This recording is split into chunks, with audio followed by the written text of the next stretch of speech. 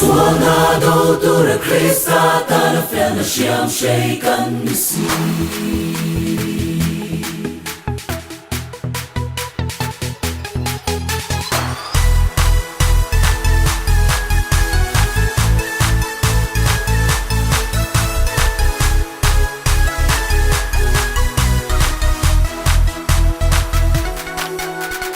Vang lai ni te hi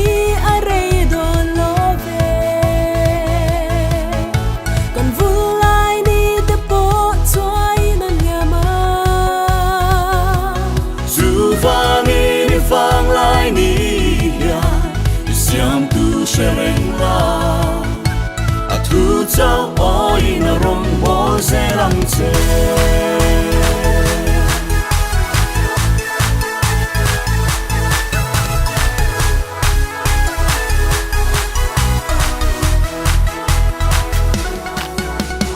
Vang lai ni te hi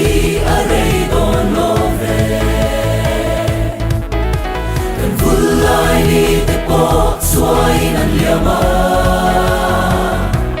Su vang in vang lai ni ya siam tu shereng la A tu sao oi na rom bo se lam se Phật la sa alim masai Lalparong kan bozelo Sualin linki buai chi masala Kan ne selam kan engkim mai Krista ta ani Suanado tura Krista ta fel siam shaken misi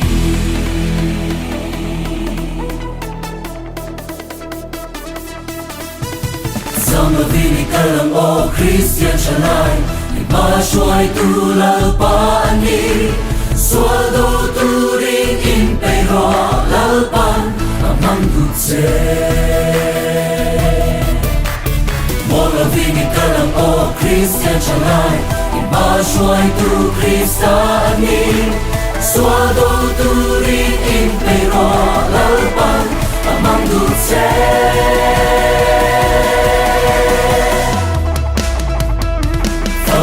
Sa amin masahin Lalparong kan bozelo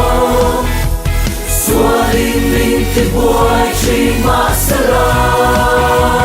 Kan ne selam kan engkim mai Krista ta ani Suanado tura Krista ta fel na siam shaken misi Krista ta na fel na siam shaken misi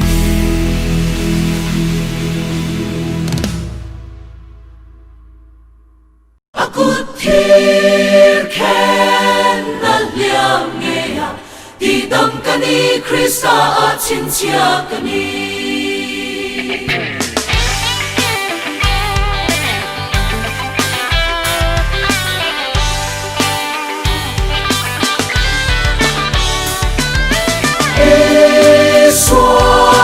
Chin chia na punin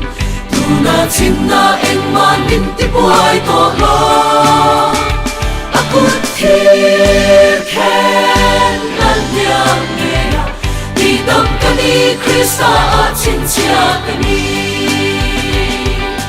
Krista chin chia te kani Krista chin chia te kani Krista chin chia te kani nang le ki Krista chin chia te kani Krista chin chia te kani Krista chin chia te kani nang le ki Dak chuak la lo te en ho Sen khom tu an kem si Tu a soi mai a tot so to lo ve E nun ta nge i swala bese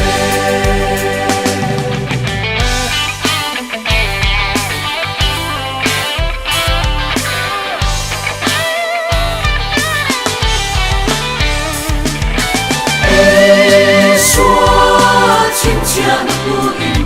tu na chin na en man minti buhay tolo akut ken nan liang ngea di dam kani Krista chin chia kani Krista chin chia kani Krista chin chia kani Krista chin chia kani nang le gi Krista chin chia kani Krista chin chia kani Krista chin chia kani nang le gi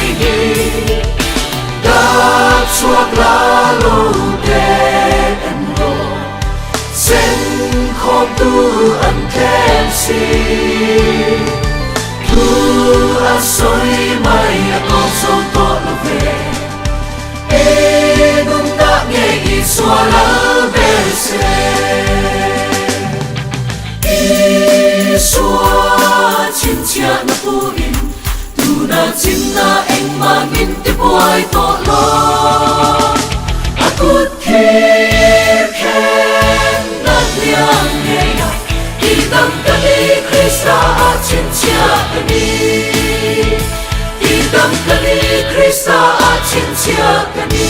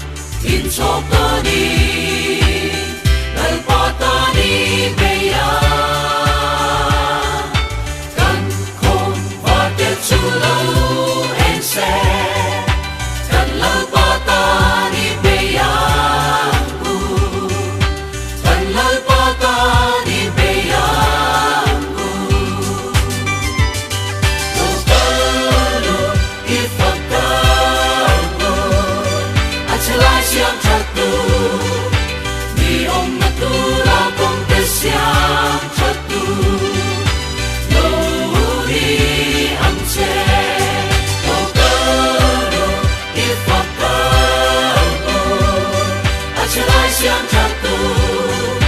ni om natura kong te siang.